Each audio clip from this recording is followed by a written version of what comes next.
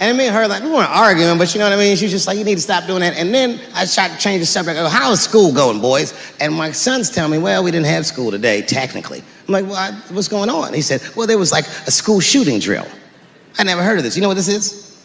They have drills that they make kids do where they practice what to do if somebody comes to shoot up their school. I'd never heard that before. I was like, what the fuck? Then I had to tell my sons the truth. I didn't want to tell them this shit. Son, listen to me. Fuck that drill. Somebody comes to your school and wants to shoot it up, I'm just gonna be honest with you. You probably gonna get shot, nigga. I'm just being real. You got a famous dad. I talk a lot of shit. They gonna be gunning for you, little buddy. Just stay low and run in a zigzag pattern and don't try to save anybody, son. Do you understand me?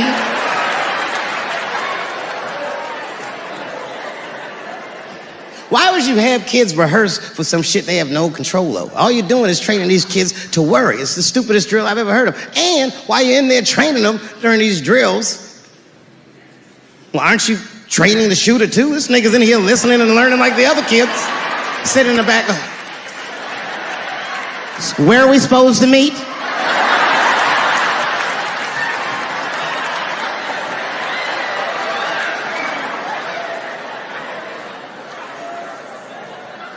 If you're a parent, this shit is terrifying. This shit is real scary. All the parents is looking at each other crazy. Because we know as parents that one of us is raising the shooter. Just don't know which one of us it is. All we know for sure is that if you're a white parent, the chances that it's you is exponentially higher than the rest of us. And shooting up school is a white kid's game. It's fucking crazy. You know, I hated school too. It never occurred to me. Kill everybody in school? It's fucking crazy. Just do what I did, nigga. Try some things. Have you skipped school, nigga? Skip school. Take a walk and meet some other kids. Fuck school, nigga. Try drugs. Have you tried drugs out, nigga? That might...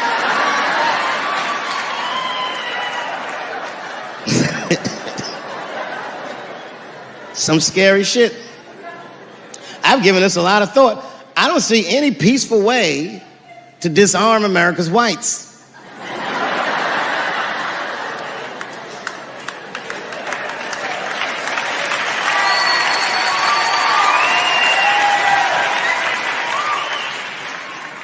There's only one thing that's going to save this country from itself.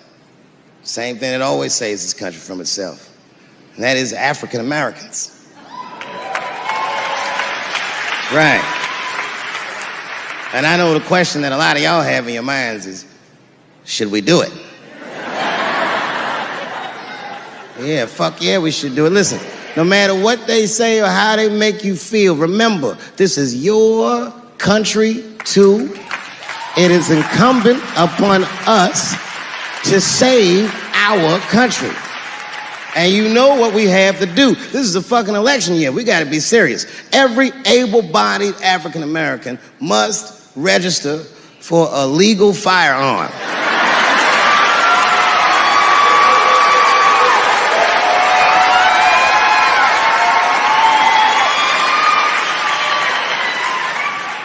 That's the only way they'll change the law.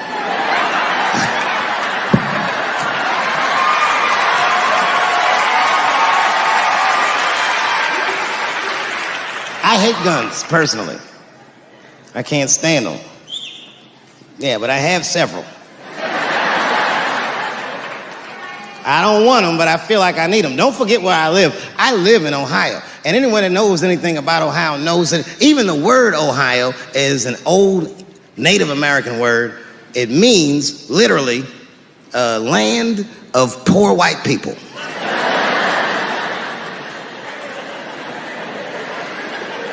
And I don't know what's going on down here, but in my experience, poor white people love, and I mean they fucking love, heroin.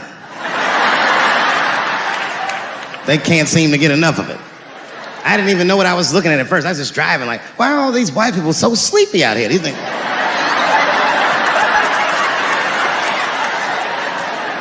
It's really bad. As a matter of fact, I was coming out of a nightclub the other night in Dayton, and I'd parked my car in the alley, and no one was out there. I didn't have no bodyguards or nothing. I was home. I figured everything was fine. And as soon as I opened my car door, all by myself, suddenly one of these heroin-addicted whites just pops out of a trash can. It scared the shit out of me. I screamed, "Ah!"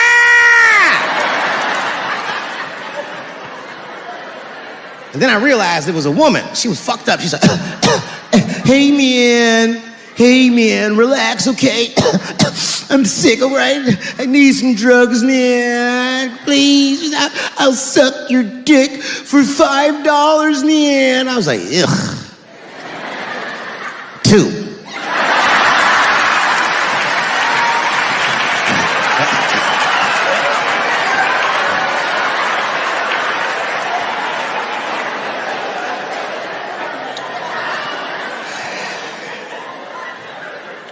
Obviously, I'm joking. This opioid crisis is a crisis. I see it every day. It's as bad as they say. It's ruining lives. It's destroying families. Sadly, you know what it reminds me of, seeing it? It reminds me of us. These white folks look exactly like us during the crack epidemic. You know, it's really crazy to see. And all this shit they talk about on the news about how divided the nation is, I don't believe it. I feel like nowadays we're getting a real good look at each other. It's wild because I even have insight into how the white community must have felt watching the black community go through the scourge of crack. Because I don't care either. Hang in there, whites.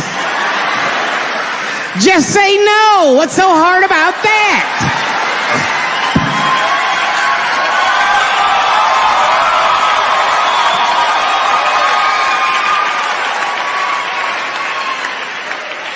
Remember when y'all said that to us? But it's okay. There's no grudges. Now you finally got it right. Once it started happening to your kids, you realize it's a health crisis. These people are sick. They are not criminals. They are sick.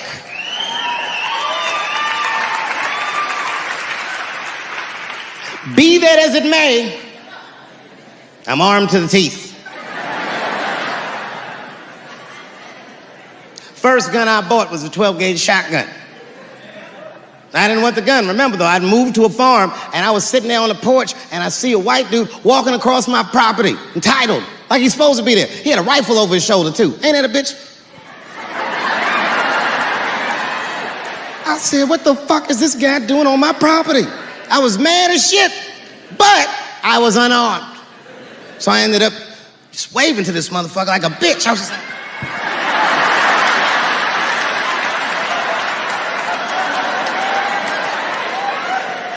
And as soon as he got far enough away, I ran to my car and sped to Kmart.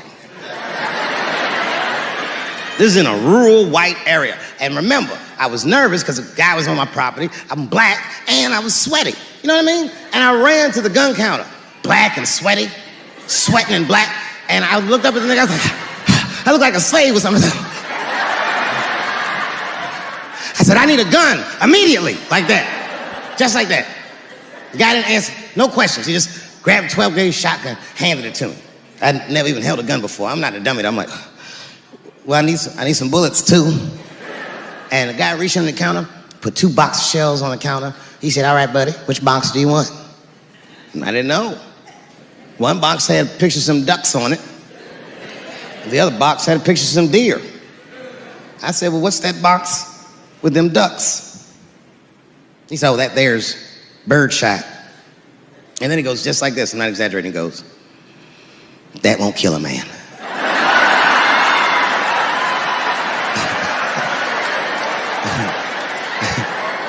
He said, it'll just pepper him up nicely. I said, what the fuck?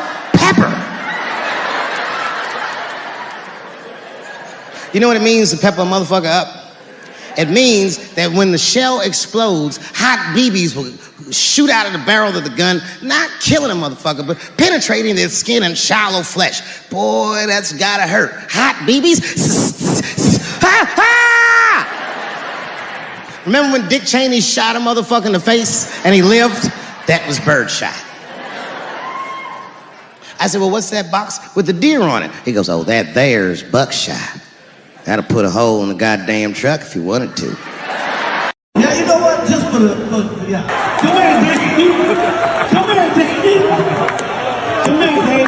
Face this way. Come here, Chris. On some real shit. All right. Fucking go. Does this guy work here? No, let's turn this way, Dave. We're out. Come on. Let's go.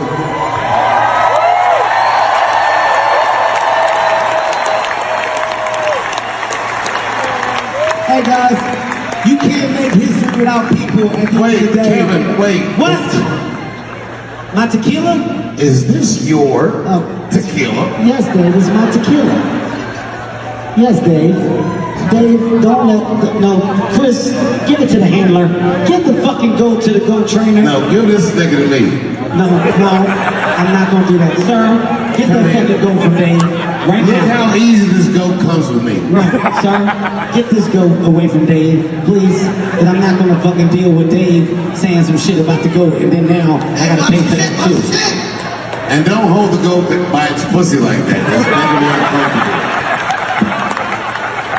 Please hold the goat back. Come here. Don't you dare disrespect that goat like that. Come on. Here, Chris. Boy, I had a lot to drink, I gotta tell you. Dave, here. Here. Here.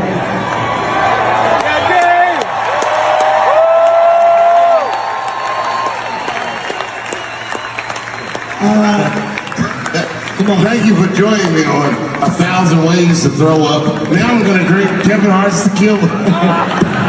Hey, we're gonna end with a fucking bang, man. New York, it doesn't feel right if you're not at the Garden. You guys are the Garden. By the way, we love you. We fucking love you. We love you.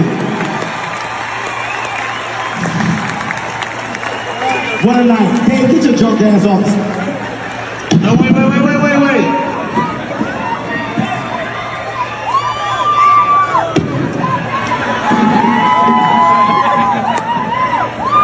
I want to say one thing.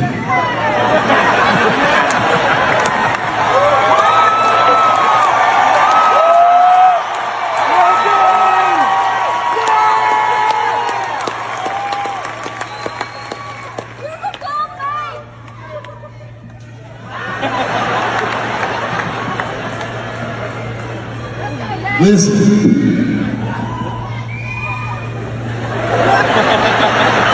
Stop doing that. The night that I got tackled, I did a set that I called it the Lunatics Manifesto. I swear to God, I'll never do that set again. Got tackled after I performed that set, and then right after that, the lunatic shot up Tops Market in Buffalo, killed 10 black people just because they were black. And what the fuck are we doing in our country? Tonight, being with these guys means the world to me. They try to cancel people, but you have to understand something. You have to understand something. I've been doing this for 35 years. 35 years. Comedians, we go to their birthday parties. We go to their weddings. We go to their babies' fucking baby showers. We go to each other's funerals. If someone like Louis fucks up on the street, I could care less. That's my friend, and I always hope to see him again. This cancel culture, I get it. I want justice too. But my man, these men and women that do stand-up comedy have a culture. It'll be very hard for you to understand. And I've said it before, each and every one of you, no matter what you believe, has a champion in our room. And we would never silence each other. And when my brothers call me, I come running. Make some noise for a show that used to cost $8. It's in Madison Square Garden tonight. Chris Rock, Kevin Hart, and David Chappelle. Thank you very much. And good night.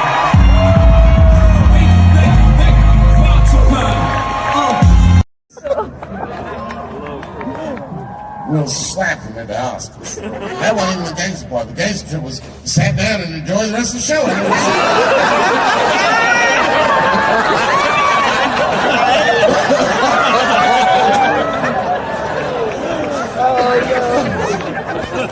Wow!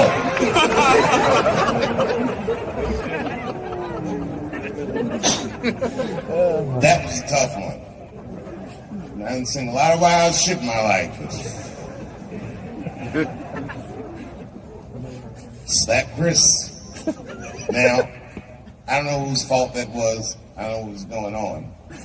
Chris is my man, but you know what I mean? You don't have no easy delivery. I saw that shit. Can't wait to see it.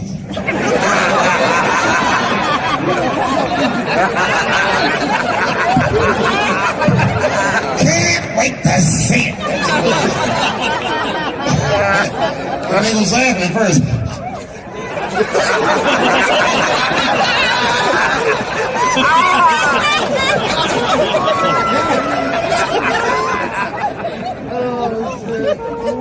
That was a tough one.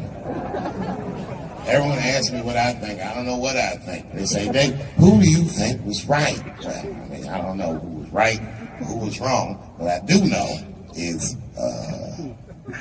it was Will's dream that night. Right? Everybody on the internet was like, if he would never slap Dave Chappelle like that. Or if he slapped Dave Chappelle, some shit would happen. You know what I think when I see shit like that? Shut the fuck up. You're gonna get me slapped. This nigga look like he slapped anybody. The fuck was that? Movie star slapping. That slap was wild. The war in the Ukraine stopped for 3 minutes when they our ancestors was picking cotton in Georgia like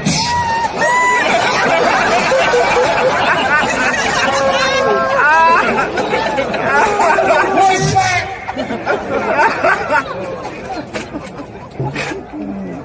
I don't think I've seen anything like it.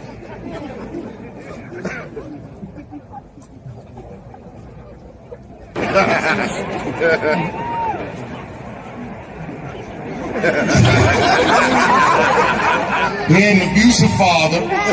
He survived that, found rap music, became the first rap artist to ever win a Grammy, and then seamlessly made the transition from rapping to acting with The Fresh Prince of Bel-Air. Bit of a break from the norm, just a little something to break the monotony of all those hardcore jams that got in the big. What a fly fucking nigga this was. And then you just stop rapping. And one movie at a time became the biggest movie star this world has ever seen. And you guys say who's right or who's wrong? Who the fuck knows? I can't judge Will Smith or Chris Rock because I see myself in both of those men. I am a lunatic. I am the man that has had enough and will slap the shit out of the next motherfucker that says something that upsets me.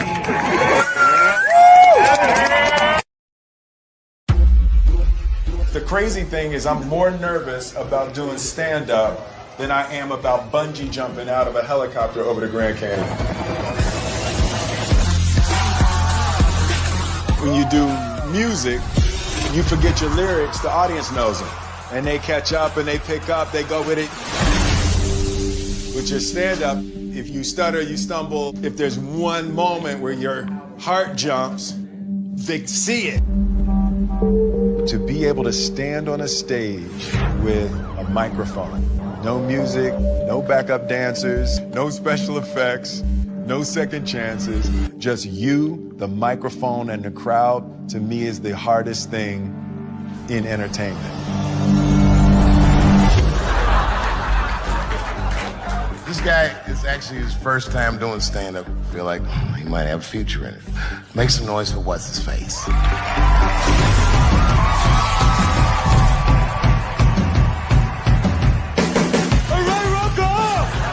Stand-up is on my bucket list because I've always been terrified of it.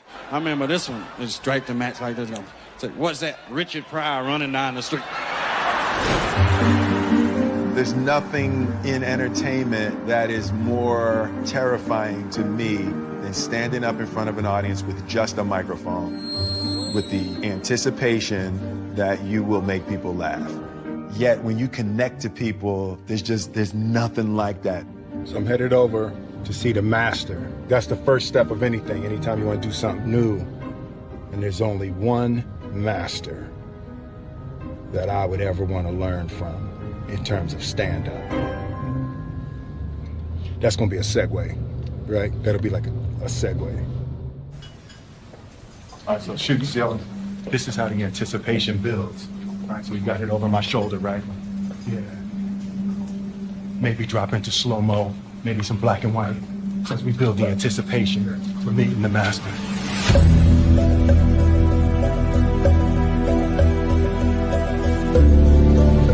I'm like a young grasshopper, and I'm ready to meet the master. Yeah. What's good, man? What's up, man? What's up, brother? You know. Hell no. 12 weeks from now, Dave was like, cool, next week.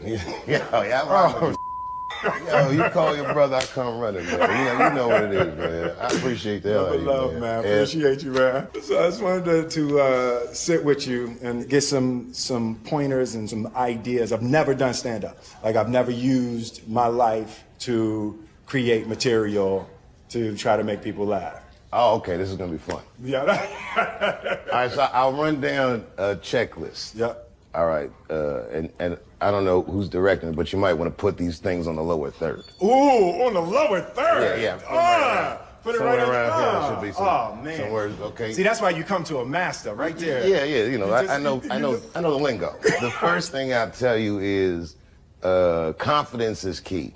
The reason you should be confident is primarily because you're Will Smith. Like it's not gonna go bad. No.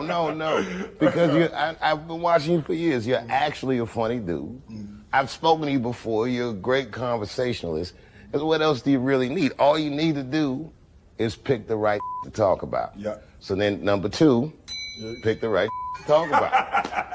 And the best advice I got ever doing comedy was from a comedian that was not particularly good, but the advice was very important to me. He said, you are one of these comedians that think you have to be funny all the time. And you don't. But you do have to be interesting all the time. That's deep. It works, I like man. that. Yeah. You have to be interesting all the time. So you just gotta look at it like you're conducting a conversation with no rebuttal. Got it. They're talking back with their laughter or, in many cases, in my case, their disapproval. It's definite. You know, but especially someone of your stature, if they can feel you, they'll never forget you. They'll be like, okay, this is the greatest that's ever happened. And you can tell them about anything. The more embarrassing it is, the more relatable you are because because everyone thinks you're perfect. It's part of my bucket list. Yeah. Things I've always wanted to do, things I've been afraid of. So I'm jumping out of a helicopter. I'm doing stand-up. And I'm Kathy Griffin.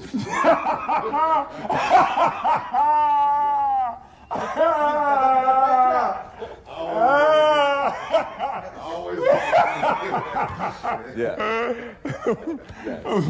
And it's never been more dangerous. Hello, Q-Tip. Yo! What's up, boy? Yeah. It's Will. I got your shades on. What's up, man? Man, I ain't got no CeeLo dice though. I know, hey, listen, I was like, if that's tip, you got, trust me, we in Vegas, we gonna easily get 3 dice. There you go. Yeah!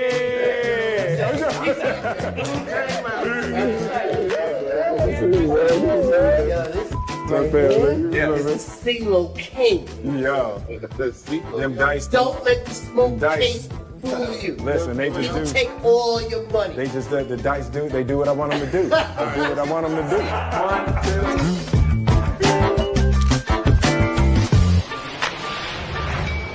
Hold up, boom, get the right angle, bam, bam, ooh, bam, damn, that's hot. So yeah, we just back from Vegas. So it was good, it was a good trip, I'm feeling very excited. All right, can I be honest with y'all? I'm just testing the camera.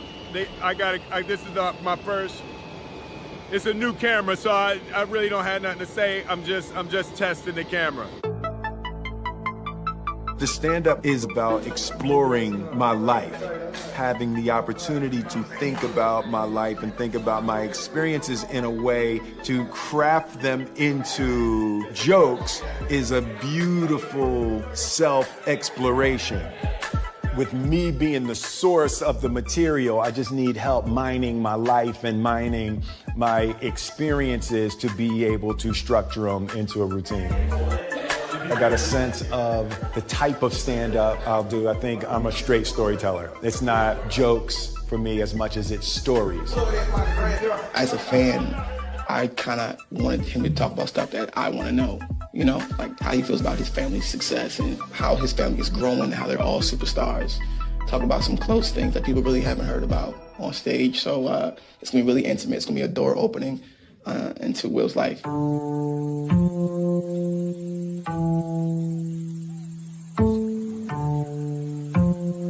It's my morning walk. I usually take a morning walk out at the house.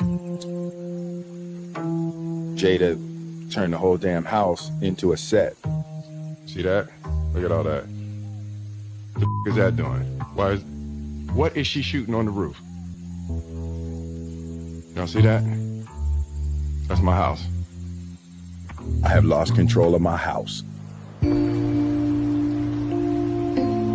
Tell us the real reason, the deeper reason for you as to why you are doing this. You've known me for a really long time. You've known me for more than half of my life. Absolutely. You know how much fear I function under. Absolutely. The construction of the character of Will Smith was in order to not be scared. On the show, the way that I talk to women, the fun that I would have as a character talking to women was because of how freaking terrified I was my whole life to talk to women. What I've discovered is as I confront every little fear, it's how I build freedom. Every time I confront a fear, I feel more free. What's up? In my mind, there's a huge potential emotional tragedy in people going,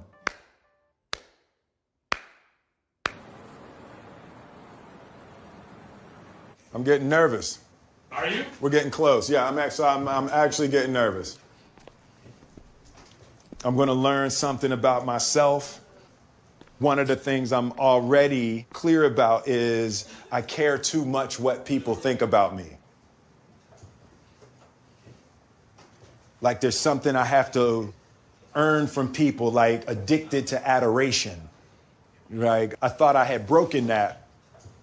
But as I can see, I still struggle with a little bit of a need for approval.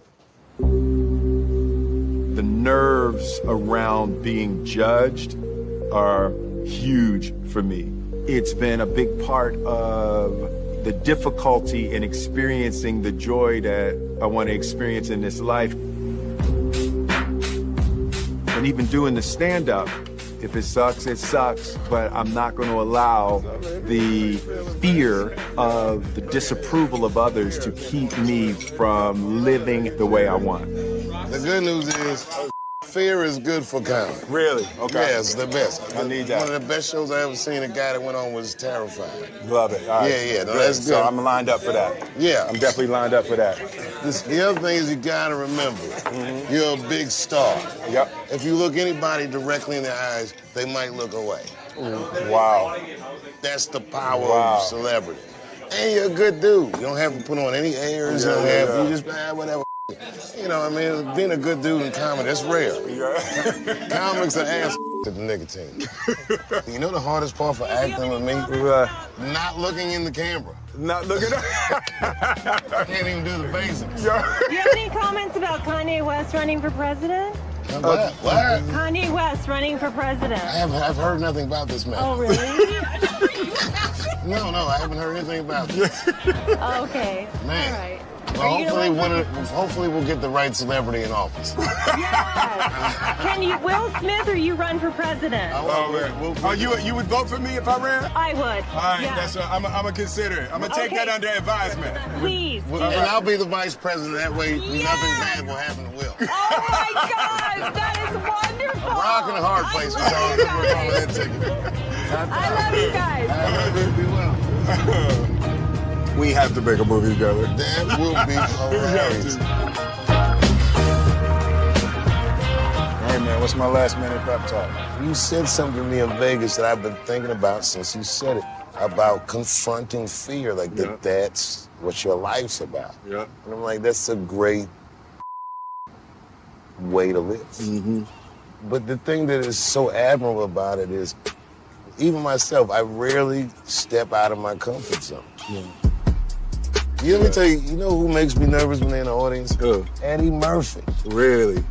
Yeah, you know, I don't get starstruck, man. Something about when I see him in an audience. Really? It makes me feel bad about myself. Because I know he's better than me. Yeah. Even though he don't do it anymore, I'm like, yeah, you're naturally more gifted. Eddie's hilarious, man. The Godfather. Yeah, he's a wild dude.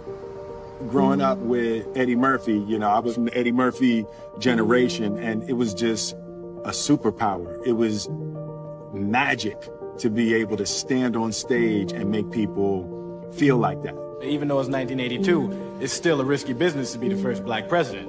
You know, you have to give speeches like this. My fellow Americans. Eddie Murphy was the singular image of what a young black man could become. And he didn't compromise his blackness. It's like, if you're gonna do it, you gotta do it like that.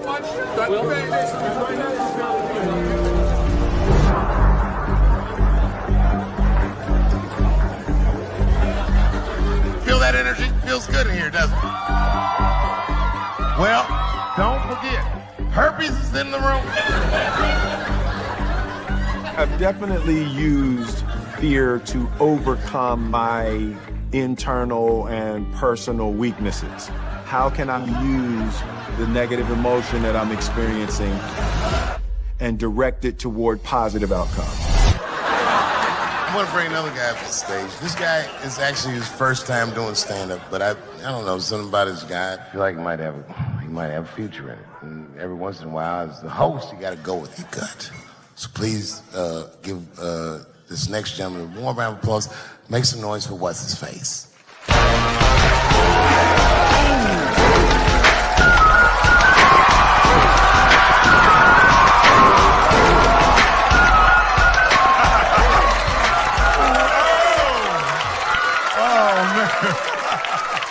I know y'all like, what the hell is Will doing up there? Let me explain. It's my 50th birthday next week, yep.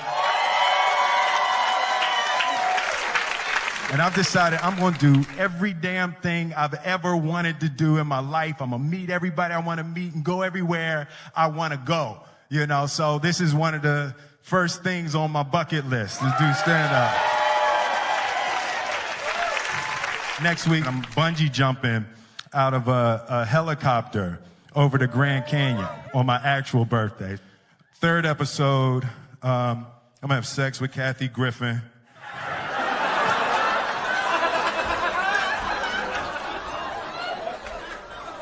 Dave made me say that. Dave made me say that. It's really a new time in my life. You know, my kids all grown, my family, they all doing their thing. And, you know, and I've kind of lost control of my house. Like Jada, she's shooting her show, the Red Table Talk. Some of y'all seen that? Red Table Talk. Oh, yeah, you saw it, yeah. No, you can enjoy it because she not telling all your business. Yeah, Jada giving it up on Red Table Talk, boy. Sorry, babe. Because my wife, Jada's here. She's right here. I wasn't expecting Jada to be here. I wasn't expecting to have to say it in front of you. Will, you stick to the script. I'm not.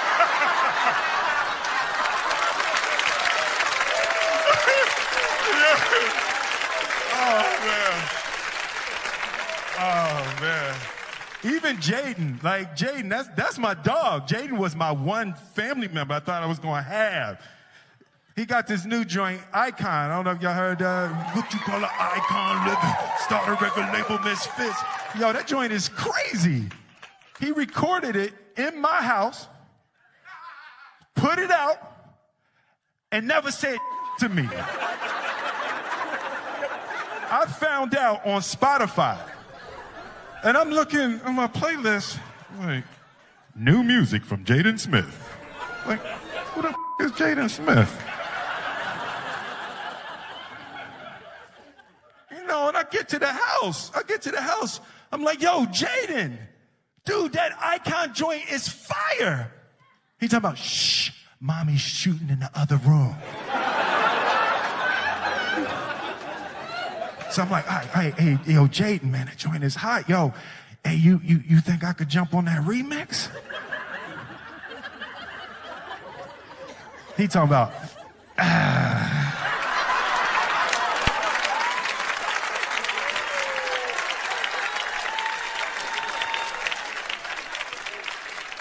was like, he just looked at me like I'm the second best rapper in my house.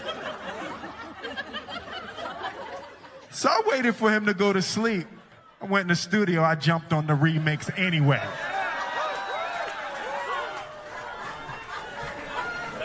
Boy, you know why you was an icon living? You was born from an icon living.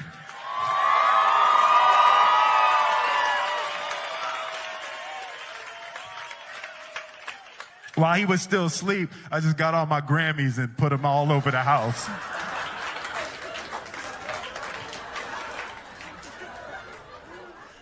He came down for breakfast in the morning. I'm drinking my coffee out my summertime Grammy.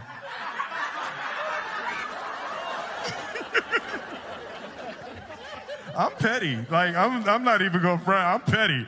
I come from a long line of petty Smiths. My father was petty. I remember when Independence Day came out, and it was like, it broke all the records and all of that, and global, biggest movie, everything. And my phone rings at 3 o'clock in the morning. He like, hey. I'm like, yo, Dad, what's up? Hey, man, you see these numbers?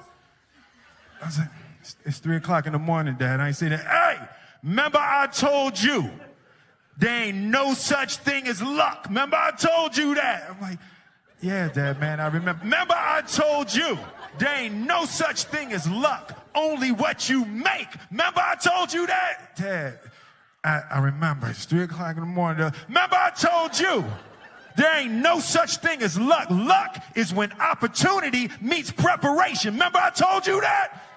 I'm like, yeah, Dad. Or he said, that's bull. You the luckiest mother I ever met in my life.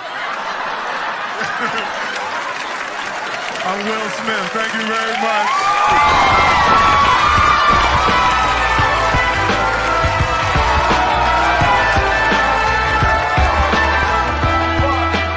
What I've discovered is if you are comfortable, you're not growing, and that's real.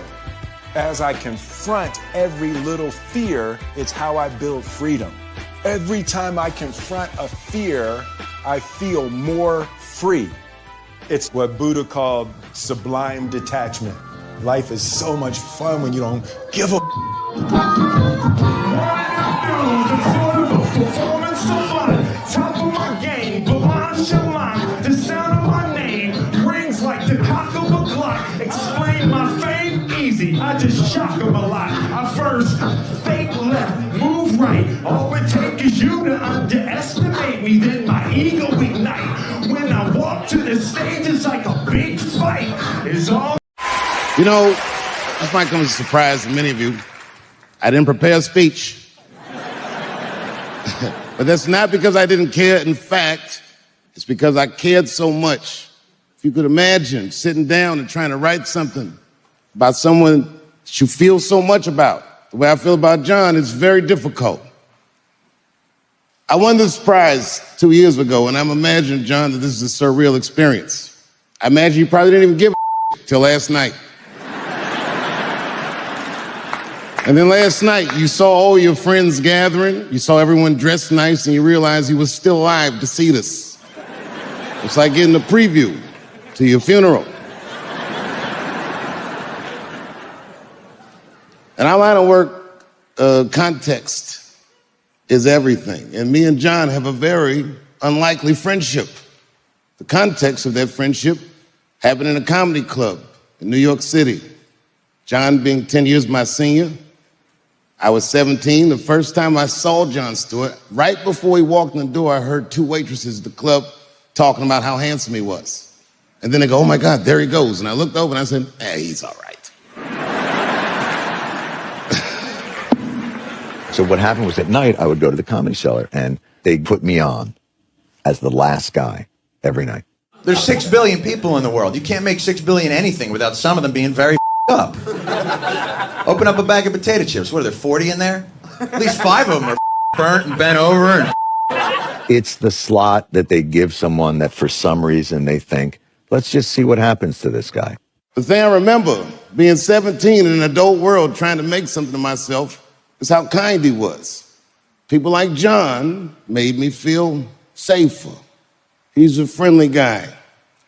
Now, the early part of any comedian's career is embarrassing in hindsight because so many of us imitate our influences or try on different personalities to see what works. But John he's been the same since the very first time I met him.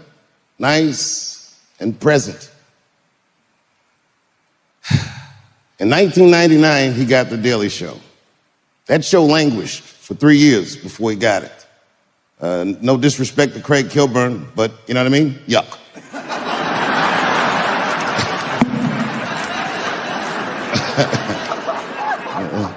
It was like the body of the show was there, but when John got the show, it had a soul. It made people take notice. And in 2002, suddenly, somehow, he became the most popular news show on television. Actually, I know how. He had a good lead-in, Chappelle Show.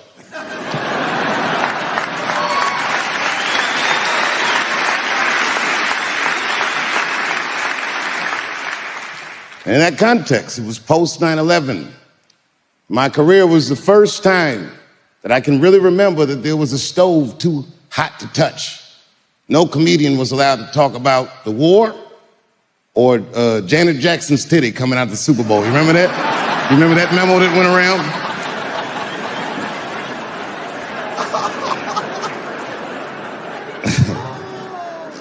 As we've all learned in our lives, wartime is crazy in America. They do what Noam Chomsky called manufactured consent, and the news was off the chain. And John was the only voice that helped people decipher that madness.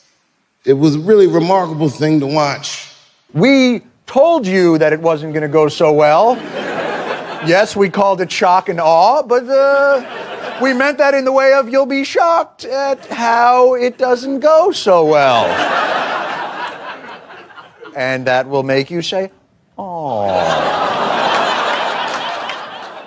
He's been a great friend to me. I'm not here because I love Jon Stewart. I'm here because he loves me. Because there's never been a time that I called on him and asked him for his help that he wasn't the first responder. When it was half-baked and I was doing my first movie and I needed a celebrity lift, John was the first one to say, I'll do it. I don't even know if you smoke weed. You seem like a coke guy.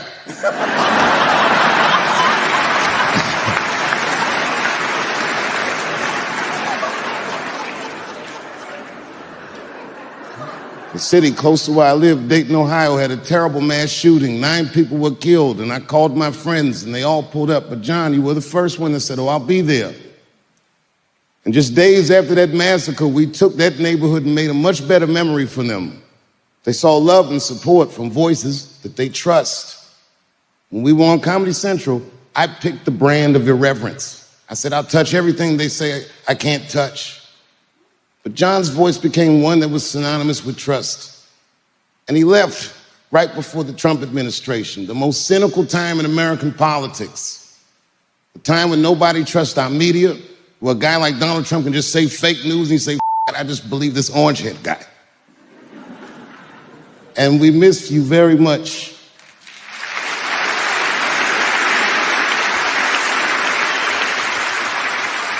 During the pandemic, when my town was dying and I needed to help raise money to get the economy of the town straight, John was the first responder. He was terrified of COVID and he got on a plane anyway after his friends had died and he lost loved ones. He had the courage to get on a plane. He came out and met me and we did shows that whole weekend. And every comic who came out there had been off for at least 100 nights. They were all nervous and they were all scared. Except for John. John did 25 minutes off the rip because he had something to say, because he actually means what he says, because he actually thinks about what he says. A lot of comics will take this John for granted. The younger comics, they do what I call wokes. They're not jokes. They don't know the difference between a good point and a good joke. John is very true to the muse. He takes a good point and he makes a good joke of it. John is a miracle to watch you work. You are a cure to what ails our culture. You are a voice that people consistently trust. I wish that you'd run for president.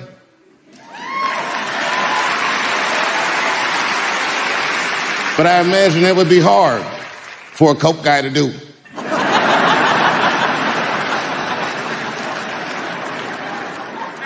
When you started your career, you never imagined that you would reach a point like this. And the Mark Twain Prize might feel like a finish line or an end to a movie. It is not. It is a starter gun. You were still young. You were still strong. You were still funny. And I do not have the words to say in front of these people how much I love you and how much I respect you. But just know, whenever you call on me, I will come. Because you have been one of the greatest friends that I've made in 35 years. Congratulations. I'm honored that you got this award.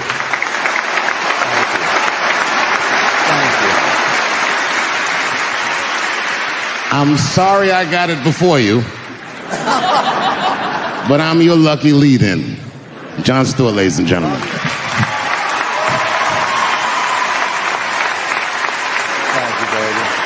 I can't thank you enough. I love you, my man. Thank you. I love you too. Every cent of that $12,000 ticket done it. That's fantastic. Well, it's a pleasure to be here at the Illuminati bake sale or wherever this thing is that I'm at.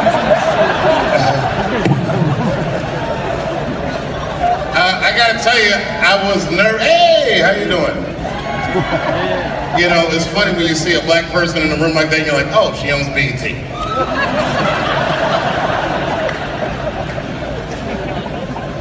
I normally don't do benefits. Not because I don't care, but because the crowds are historically stuffy. I don't like being judged. I love you, bro. In a very impersonal way, I should add. So I can't even see who said that. I haven't been back in New York in a while, especially for something like this. I was here years ago. And it was one of those times my wife was mad at me because I had said something terrible. These things happen in a marriage. We always say the meanest things to the people we love the most. And it's not that we mean them, it's just that we know that these people love us and they'll let us say these things. And it makes us feel better. So this particular time I was in town for a protest. It was during Occupy Wall Street. I wasn't here for Occupy Wall Street, I was here for a lesser known protest called Occupy Luxury Suite. It was day 6. I was bored, it was late in the afternoon, so I figured maybe I'd call some of my friends in New York and tell them I was in town. Have a nice lunch. And I did. I called him up. We had made plans. And then I went outside to catch a cab. And that's when reality set in. I'm still black in America. It was 4 o'clock. It was hot. You know, New York gets in the summer when it's hot. It was that sweltering, do the right thing heat. And I'm standing out there trying to catch a cab, and I can't catch a cab to save my life. But then I remembered I was staying in a luxury suite, and there's a guy there that's supposed to help me out. So I go to him, and I say, sir, I'm having a very difficult time catching a cab, and I'm against the hotel. And he said, Mr. Chappelle, absolutely. Why don't you wait in the bushes, and we'll get a cab for you. And I said, that's a great idea. So I hide in the bushes, and I'm waiting for this guy to catch a cab, and it's taking him a long time too. And while I'm waiting, I see a homeless guy. I'm assuming he's homeless. He looked disheveled, and he was digging in the trash, but very deliberately, not a idle sifting. This guy was on a mission. He was digging in the trash real hard, and I was staring at him. Not in a judgmental way. I was just looking at him like, damn, this guy's really digging in the trash. And as I said it was as if he heard me. And he looked directly at me while I was hiding in the bushes. And then he started walking directly towards me. And as he got closer, I could see that he recognized me. I could see him put my name together. Oh, not Chris. And as I got closer, on his face I saw hope and desperation. When he got real close, I couldn't take it anymore. It was too intimate. I screamed at him. I jumped out of the bushes. I said, don't come any closer. And he said, I just need some. I said, don't even finish that sentence. Get away from me. You stink. You stink, I said. And he looked at me and I saw fury in his eyes. And then I saw hurt. And then I saw resignation, like he remembered something. And then his eyes just drifted slowly down to his own tattered shoes. And instantly, when I saw that, I felt so much better. Just then my cab came and I jumped in my cab. I went uptown to a restaurant called Italy. It was fantastic. I highly recommend it. They serve huge portions. I couldn't even finish my lunch. And they comped my lunch. And then I was uptown, so I figured I'd do some shopping. And I did some shopping uptown. And then there I was at Columbus Circle, trying to catch a cab downtown. And again, racism reared its ugly head. I couldn't catch a cab downtown.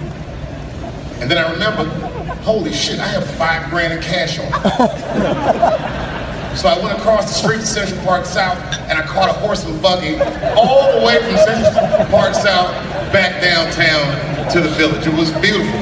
By this time, the sun was setting and there was that orangish, purplish glow in the sky, and I had a blanket over my lap, concealing an erection that I had for absolutely no reason. It turned out to be a wonderful day. Then I got back to the hotel, and I guess who was across the street? The same homeless guy that I had seen earlier. And to be honest with you, the sight of him disgusted me. I ran to the hotel door, and the only thing that stopped me was I saw my own reflection in the glass. There I was, spaghetti sauce on my face from my expensive lunch, arms filled with shopping bags, and I must have Medusa'd myself because I stood there for a very long time. And then, the story's going nowhere, but the guy that helped me earlier saw me and he said, Mr. Chappelle, are you okay? Do you need some help with your bags? And I said, no, I don't. I need you to just keep an eye on me because I have to go across the street and take care of something. And I ran across the street to that homeless guy that I'd seen earlier. And as soon as he saw me, he was mad. He said, I said, look, man, I'm sorry. That's why I came over here. I just wanted to let you know that it was wrong for me to say that. And to be honest with you, I couldn't even smell you when I said it. I didn't know that you stunk, but you do stink now that I'm close. And I just wanted to let you know that I was wrong and I'm sorry. And his eyes softened. Now I couldn't see any anger or anything. Matter of fact, I couldn't even read his expression. He just looked at me for a long time. It made me very uncomfortable. They said, you know, deep down, I think I'm around this area. Because I was hoping that I would run into you. I was gonna punch you in the stomach. It takes a real man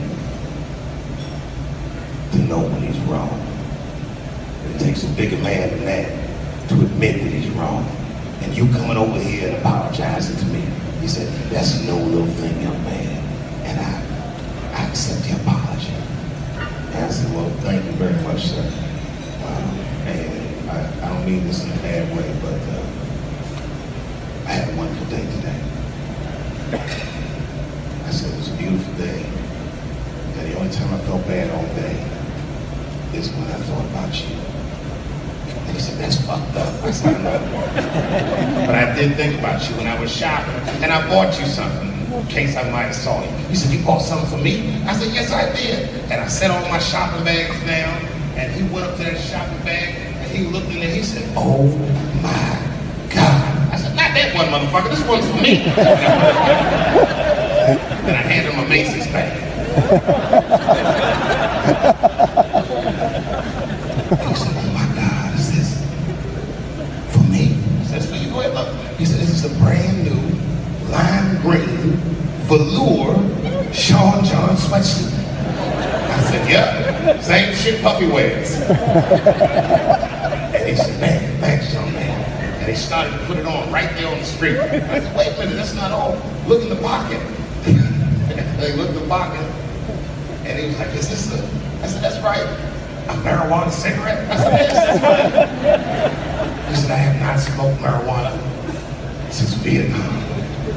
But I'll smoke it if you smoke it with me. I said, well, I hadn't planned on putting my lips on the same joint as you. Sure, why not? I'll light it first. And I lit the joint. We literally sat there on the dumpster right there in Soho. Smoke weed, me and this homeless dude. He had on that lime green sweatsuit. Kind of looked like Oscar Grouch, as the son was saying. I know you guys are mad right now, but the point is this. We are all incredibly privileged people. And you know, I was the first guy on television to ever say, give Donald Trump a chance. I know, I fucked up. I shouldn't have said that. Huge mistake on my part.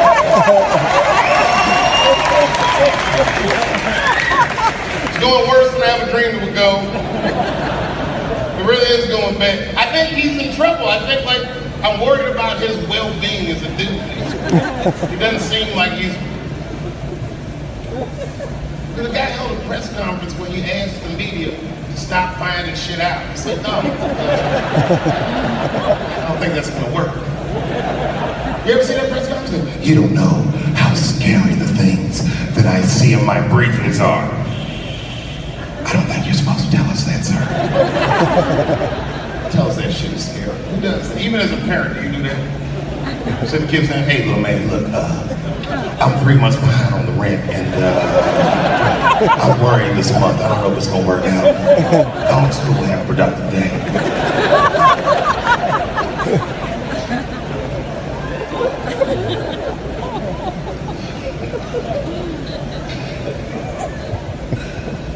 I don't know. Maybe it'll last a few more months. Every day when you wake up, you never know what he's gonna do next. Donald Trump. He's exciting like you thought a black president would have been. He's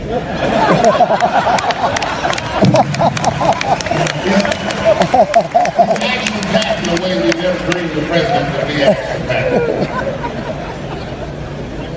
That's great. It is a crazy shit. Donald Trump said we should not let any Muslims into the United States until we can figure out what's going on. And I think that's way out of step with the way people feel in America. Am I wrong on that, or was it me? I think you guys are not a good gauge of how people actually feel. You're largely rich white New Yorkers. You didn't even know he was going to win in the first place. I'm the Jane Goodall of white people. I live amongst poor whites. I study them. And I have no problem with any white person, but poor whites are my least favorite. A lot of trouble from that. But I knew he was going to win.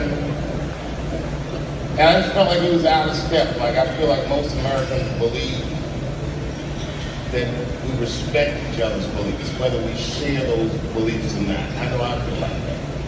Even out there in Ohio, it's like that. I respect everybody's beliefs, except for whatever Amish people believe. I can't stand seeing them.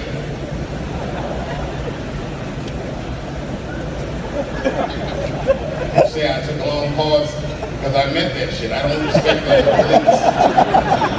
I was driving down the street and I stopped my Porsche. Remember, I see them horse and buggies. All the Amish people know me, not from television, just because I stop every time I sing.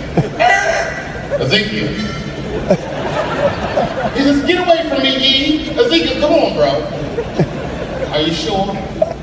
You sure God doesn't want you to have any of this technology? He said, you tried to tempt me like the devil. Devil!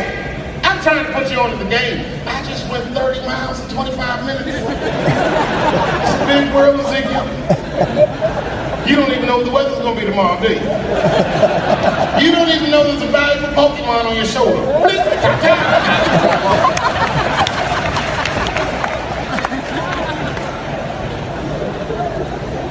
Please don't let any more Muslims in the country till we figure out what's going on. I already know what's going on. It's like 17 mass shootings in the United States. 4 of them were done from Muslims. 7 countries that are banned have none of those 4 people from them.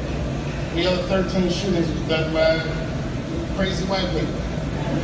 And you don't see us banning white people from benefits to keep the rest of the audience safe. Not only is it wrong, it would be catastrophic to the Robin Hood Foundation's bottom line. If there were no white people here, we'd only raise $300, maybe $400 tonight. That's not. We all need each other. Is he going to get impeached? Trump? No, I don't want that enthusiastic hooray. I want somebody, I know there's a guy in this room somewhere that's like, yes, he is staying. And I'm like, yes, he is. His wife still lives in New York, doesn't she? Nobody wants to, you guys probably know him personally. I forgot where I was. Sorry about that. I'll just Google the shit when I get off stage. Hey, how are you, man? You look great, by the way. They asked me to come here for 15 minutes. Sure, they regret it. I am the other Westmore.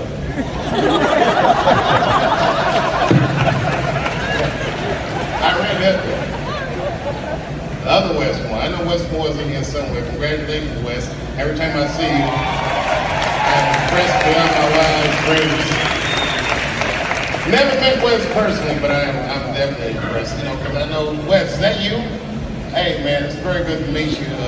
Hello, xin chào tất cả mọi người. Chào mọi người đã quay trở lại với buổi review sản phẩm của em Lan ngày hôm nay. Đấy, để cho cái tình hình đỡ nóng lực và cũng như là đỡ oi ả thì em xin cặp cái mái tóc của em lên để cho nó đỡ nóng hơn nha.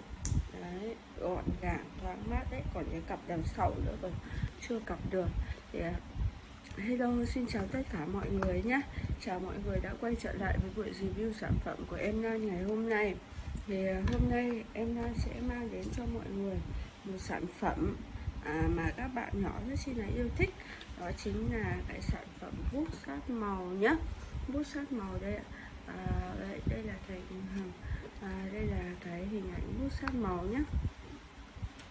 Bút sát màu này thì không còn quá quen thuộc với các bạn nhỏ từ lúc tiểu học cho đến là lúc tiểu học, lớp mầm non cho đến các tiểu học và lên lớp lớn nữa rồi. Cái hình bút sát màu 10 màu, 12 màu sắc tươi sáng rõ ràng, nét vẽ mịn và liên tục. Đấy, thành phần của nó sáp bột màu mà CaCO3 đấy. Đấy, tất nhiên là chúng ta sẽ bút sát màu ấy rất chỉ là rất đẹp rồi. Thì chúng ta cùng tìm hiểu những cái lợi ích của bút sát màu, những lợi ích bất ngờ của việc vẽ bằng bút sát nhé. Bất kể con bạn vẽ hay vẽ người hay vẽ nguệch ngoạc bằng bút sáp màu. Hành động đơn giản này là cơ hội vàng để trẻ phát triển. Thì hãy cùng em tìm hiểu những cái lợi ích về bút sáp màu này đối với trẻ như thế nào nhé. Lợi ích vẽ bằng bút sáp màu thì giới thiệu mối quan hệ nhân quả. Chúng ta sẽ tìm hiểu cái mối quan hệ nhân quả giữa bút sáp màu và vẽ nhé. Mỗi lần vẽ thì trên giấy thì bằng bút sáp màu, trẻ lại biết thêm về mối quan hệ nhân quả. Di chuyển bút sáp trên giấy và nhận lại được nét vẽ nguệch ngoạc đầy màu sắc, lặp lại lần nữa cho có kết quả tương tự. Đấy. Kỹ năng vận động tinh đó là bất kể trẻ cầm bút như thế nào đi nữa thì chúng đang rèn luyện kỹ năng vận động tinh. Đây là kỹ năng mà sau này trẻ sẽ cần để viết bút chì, bút lửa và nút áo. Đấy. Kỹ năng kết hợp, kỹ năng phối hợp tay mắt. Đấy.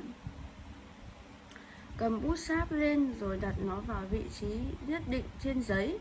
Việc này giúp trẻ rèn luyện kỹ năng phối hợp tay và mắt. Khi kỹ năng phối hợp tay mắt và vận động tinh phát triển, trẻ sẽ có khả năng kiểm soát và tác phẩm sẽ đơm hoa và kết trái. Thì trí sáng tạo và tưởng tượng, chọn màu sắc rồi thỏa sức bằng bút sáp hay là cảnh vật. Đấy. Việc này cho trẻ thể hiện bản thân muôn màu muôn sắc trên giấy. Sự tập trung, nét trẻ mới biết đi và trẻ mẫu giáo bắt đầu hình thành khả năng tập trung vào một nhiệm vụ duy nhất. Tập trung vào vẽ hoặc tô màu sẽ giúp trẻ phát triển khả năng tập trung của con bạn. Đấy. Vốn từ vựng thì bạn trò chuyện với con về những sáng tạo của chúng, gọi tên những màu sắc mà chúng đã chọn, những hình mà chúng đã chọn. Sau này, sau khi lớn hơn một chút, trẻ sẽ kể cho bạn nghe về những tác phẩm của chúng. Tác phẩm đó là gì và nó có ý nghĩa ra sao. Những cuộc trò chuyện này là cơ hội để giúp trẻ phát triển vốn từ vựng. Đấy. Như bạn thấy thì vẽ bằng bút sáp mang lại nhiều lợi ích to lớn. Bạn băn khoăn không biết con mình nên vẽ từ khi nào, hãy nhớ rằng trẻ phát triển theo tốc độ của riêng chúng. Những độ tuổi này trẻ sẽ vẽ được rất nhiều thứ như sau. 15 đến 18 tháng tuổi, nét vẽ nguệch ngoạc, nét vẽ ngang và nét vẽ dọc. 24 đến 36 tháng tuổi thì vẽ nguệch ngoạc có kiểm soát hơn, hình xoắn ốc, hình tròn, hình chữ V. 3 tuổi thì là hình tròn, hình vuông, hình chữ X, dấu chấm, người lòng lọc, đầu và chân tay. 4 tuổi thì nhiều hình khác nhau như là chữ cái, người que, mặt trời, nhà cửa. 5 tuổi là hình chữ cái, người chi tiết hơn bao gồm tóc, bàn tay, ngón tay và bàn chân, động vật, cây cối, cầu vồng, nhà cửa chi tiết hơn.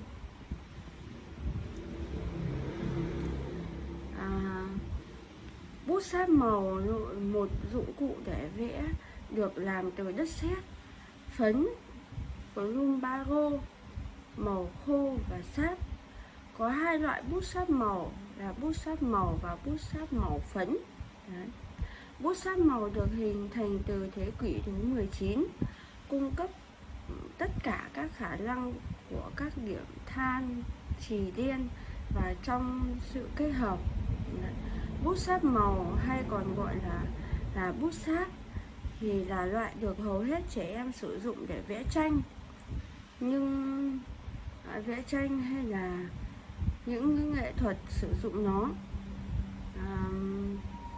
nó bao gồm các loại như là loại sáp như phansalin, sáp ong, sáp kumbura và màu khô.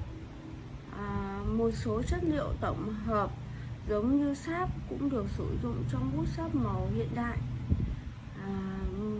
Sáp được nấu chảy và thêm màu khô với sự trộn đều liên tục cho đến khi phân tán hoàn toàn. Thông thường thì bút sáp được tiêu thụ hoàn toàn trong quá trình đánh dấu thông qua quá trình mài mòn. Đấy. Bút sáp màu bảng đen hoặc phấn được dùng trong lớp học thường được làm từ canxi carbonate, đất sét cao lanh, axit ellenic và sút ăn trắng, sút ăn da. Màu khô có thể được thêm vào để tăng độ trắng hoặc để tạo ra các màu cụ thể. Các cách sửa đổi công thức chẳng hạn như trộn bột với các màu với các chất kết dính không dễ dàng như với phấn màu đã cung cấp bút sáp màu để các nghệ sĩ, thợ may và thợ mộc sử dụng riêng chuyên biệt hơn. Đối với các bản in thạch bản, bút sáp màu trơn màu tối được làm từ sáp, xà phòng, sơn mài, mastilic, mỡ động vật cừu, đen đèn và đôi khi dùng compa để vẽ hình ảnh trực tiếp lên bề mặt đá. Đấy. Thì bút sáp màu là một dụng cụ được vẽ làm từ đất sét, phấn, màu khô và sáp. Có hai loại bút sáp màu, đó là bút sáp màu và bút sáp màu phấn. Thì bút sáp màu được lưu hành từ cuối thế kỷ 19, cung cấp các khả năng của các điểm than chì và trong sự kết hợp. Bút sáp màu hay còn gọi là bút sáp là loại được hầu hết trẻ em sử dụng để vẽ tranh, như các nghệ sĩ sử dụng nó bao gồm các loại như sáp như là sáp ong, sáp campura và màu khô, và một số chất liệu tổng hợp như là sáp cũng được sử dụng trong bút sáp màu hiện đại. Sáp được nấu chảy và thêm với màu khô với sự trộn đều liên tục cho đến khi phân tán hoàn toàn. Thông thường thì bút màu được tiêu thụ hoàn toàn trong quá trình đánh dấu hoặc thông qua quá trình mào mòn. Đấy là những cái thông tin của bút sáp màu này nhé. Mọi người có thể mua cho con mình dùng ở những cái độ tuổi rất nhỏ thì các bé đã biết cầm nắm để sử dụng rồi nha.